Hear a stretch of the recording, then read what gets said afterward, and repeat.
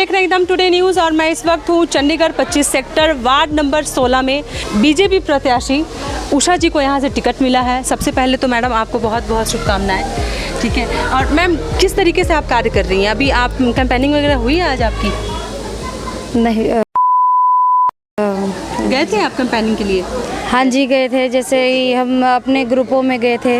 हमने यहाँ door to door हम 4-4, 5-5 हमने बांटा।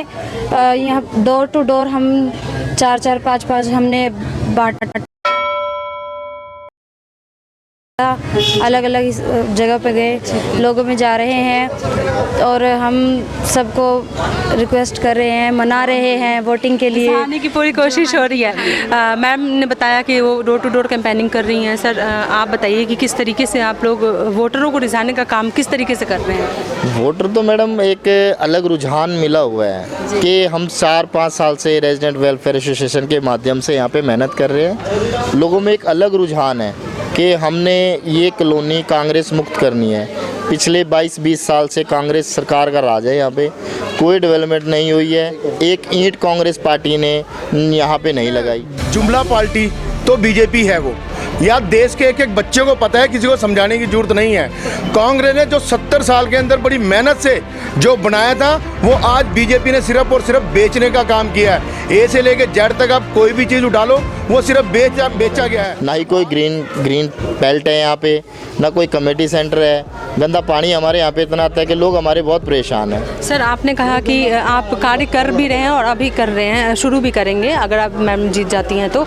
लेकिन मेरा एक सवाल है कि जिस तरह से बीजेपी का वर्चस्व 5 राज्यों में लगातार गिरा, तो क्या लगता है आपको कि चंडीगढ़ में वही प्यार जो है वो अच्छा रिस्पॉन्स मिलेगा आपको? सर बिल्कुल ज़रूर मिलेगा। ऐसा हमें तो नहीं लगता कि जहाँ जहाँ पे हम कैंपेनिंग कर रहे हैं लोगों का रुझान है बदलाव का। जहाँ पे कांग्रेस का गढ़ कहा जाता है वहाँ से बीजेपी आएगी, ये हमारा। भाई साहब भी हैं यहाँ पर, उनसे भी बातचीत करेंगे किसान आंदोलन वाले मुद्दे पर। कि कुछ लोगों का ये कहना है कि जो किसान आंदोलन जो जारी था और रहा था, ठीक है, उस पर लोगों का क्या राय, लोग क्या सोचते हैं कि जो वहाँ पर बैठे हैं आखिर वो किसान है या कोई और है, ये बताएंगे। सर मीडिया में और हर जगह ये सुनने को मिल रहा है कि मोदी जी ने जो किसानों के हित में एक कानून लेकर के आए और रणनीति बनाने के लिए अपने नगर निगम चुनाव चंडीगढ़ में जीतने के लिए कहीं न कहीं उस कानून को वापस लिया गया। इसमें कितनी सच्चाई है सर? मैडम ऐसा है, नरेंद्र मोदी जी जो हिंदुस्तान के सबसे लोकप्रिय नेता है, उन्होंने गरीबों के लिए काम करा, आम आदमी के लिए काम किया। उन्होंने जनधन योजना, उज्ज्वला योजना और आयुष्मान भारत, जो 85% लोग हैं उनकी 70 साल में किसी ने नहीं सुनी। कांग्रेस 70 साल में देश में रही, आम आदमी को बहुत ही अपना जीवन बड़े ही नरकीला व्यतीत करना पड़ा। और नरेंद्र मोदी जब 2014 में पूर्ण बहुमत से आए तो उन्होंने देश का और दुनिया में भारत का मान बढ़ाया। किसान कम्युनिटी, सिख कम्युनिटी को बदनाम नहीं किया जा रहा सर? मैडम ऐसा है, किसान कम्युनिटी हर आदमी का, जो किसान जो भी है वो किसान का के ऐसा मुद्दा है, वो ना तो बीजेपी से बिलोंग रखता है और ना किसी से। ये आप अपना हक हर आदमी को मानने का हक है।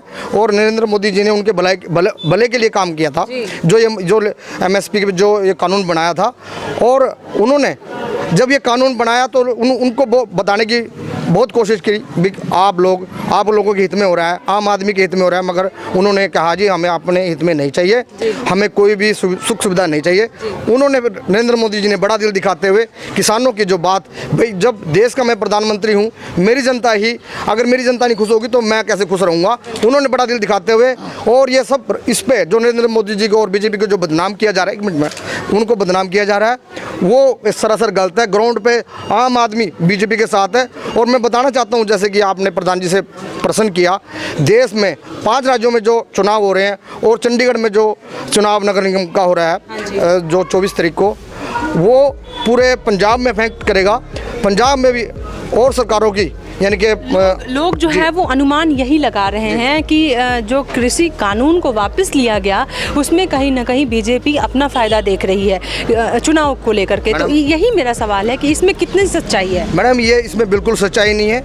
नरेंद्र मोदी जी जो वो किसी अपने भले के लिए काम करते हैं, लोकतंत्र के लिए काम करते हैं, देश को मजबूत कर रहे हैं और आम आदमी को मजबूत कर रहे हैं। उन्होंने कोई चापलूसी कोई काम नहीं किया देश में। हर जो योजना लेकर आए एक आम आदमी के हित में लेकर आए और मजदूर और किसान के लिए लेकर आए। जैसे कि उन्होंने अपना ये जो कानून वापस लिया, ये बड़ा दिल दिखाया उन्होंने और पूरी दुनिया में उनका मैसेज गया। सर मेरा सवाल आपसे भी है सर, कि थोड़ा सा आगे आ जाएं प्लीज़ सर। अच्छा ठीक है। ने अपना ये जो कानून वापस लिया, ये बड़ा दिल दिखाया उन्होंने और पूरी दुनिया में उनका मैसेज गया। सर मेरा सवाल आपसे भी है सर, कि थोड़ा सा आगे आ जाएं प्लीज़ सर। अच्छा ठीक है प्लीज़ सर। अच्छा ठीक है सर, मैं आपसे पूछना चाहती हूँ कि किसान जो हैं वो कृषि कानून वापस लेने के बावजूद भी वो अपने अपने घरों को प्रस्थान क्यों नहीं हो रहे हैं सर? ये देखिए, ये एक उनके अंदर ना एक पॉलिटिक्स का बीज डाल दिया। कुछ जो शरारती तत्व पार्टियां हैं उनके अंदर वो पॉलिटिकल बीज डाल दिया है और उसको बढ़ावा दिया जा रहा है कि यहाँ पे ऐसा नहीं होगा, वैसा नहीं होगा। देश के प्रधानमंत्री ने एक पूरी भारत के सामने, पूरी दुनिया के सामने ऐलान कर दिया, तो क्यों नहीं होगा? यहाँ पर सबसे बड़ी मेन समस्या ये है कि लोगों को ये नहीं पता है कि नगर निगम चुनाव और केंद्र के उसमें लोकसभा और राज्यसभा के चुनाव में, विधानसभा के चुनाव में बहुत अंतर है। क्योंकि यहाँ अगर नगर निगम के चुनाव में हैं तो अगर मैडम जीतती हैं तो यही काम करवाएंगी, मोदी जी यहाँ पर नहीं आएंगे काम करवाने के लिए। इसके लिए आप अपने जनता जो अब यहाँ के लोकल वोटर्स हैं उनसे क्या अपील करना चाहते हैं सर? देखिए, हम यहाँ की जनता से यही अपील करते हैं कि यहाँ पे तो जो लोग हमारा सपोर्ट करेगी जनता, पर एक प्रधानमंत्री जो देश के लिए लड़ रहा है उसके बारे में भी जनता ज़रूर सोचेगी। ऐसी बात नहीं है, ज़रूर सोचेगी जनता। सही में और गलत में जनता को पता है। सर वो ठीक है आपने कहा, लेकिन मेरा सवाल ये है कि आप अपने वार्ड के लोगों को कैसे समझाएंगे कि नगर निगम चुनाव जो है वो एक अलग चुनाव है, यहाँ पर मोदी जी नहीं आएंगे। अगर आप उनसे कंपेयर करेंगे तो यहाँ कार्य नहीं हो सकता, ये एमसी लेवल पे ही कार्य होगा, क्योंकि ये नगर निगम चुनाव जीतेंगी, मोदी जी नहीं आएंगे। या मोदी जी के फेस वैल्यू पे हम टिकट, या कांग्रेस ही अपने राहुल गांधी जी के फेस वैल्यू पे टिकट नहीं मांग सकते। ठीक है, वो एक वरिष्ठ नेता है, नींव है वो एक पार्टी की। तो मैं वही पूछ रही हूँ आपसे कि अपने वार्ड के लोगों को कैसे समझाएंगे कि नगर निगम चुनाव और विधानसभा चुनाव और राज्यसभा, इसमें बहुत अंतर है।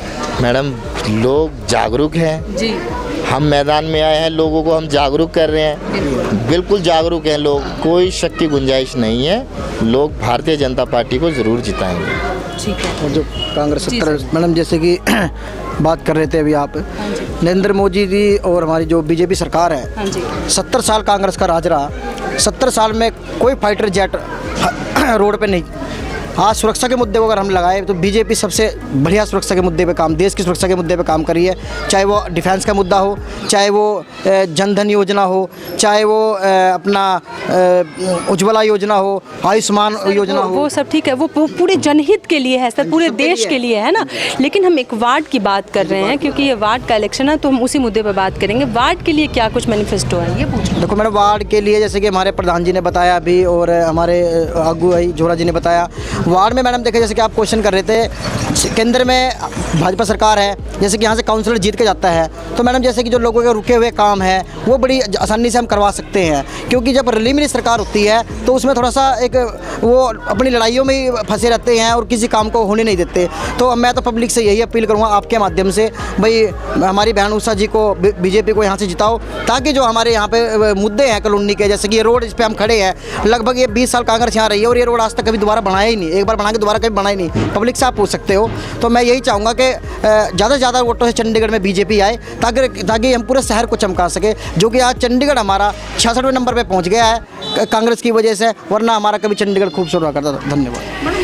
काफ़ी सारी बातें हुई यहाँ पर। वार्ड नंबर 16 बीजेपी की प्रत्याशी उषा जी भी थी और उनके काफ़ी समर्थक भी यहाँ पर मौजूद थे। मैं कहना चाहूँगी मेरे सहयोगी से कि एक बार यहाँ की विजुअल्स को दिखाइए कि कितने समर्थक यहाँ पर मौजूद हैं और किस तरीके से जो है वो उषा जी को यहाँ से समर्थन दे रहे हैं, बीजेपी पार्टी को समर्थन दे रहे हैं। बाकी देखना ये है, मतदान के दिन जब रिजल्ट आएगा तब देखना बाकी रहेगा कि किसको सीट मिलती है, किसका वर्चस्व बनता है। चंडीगढ़ से प्रियंवदा की रिपोर्ट।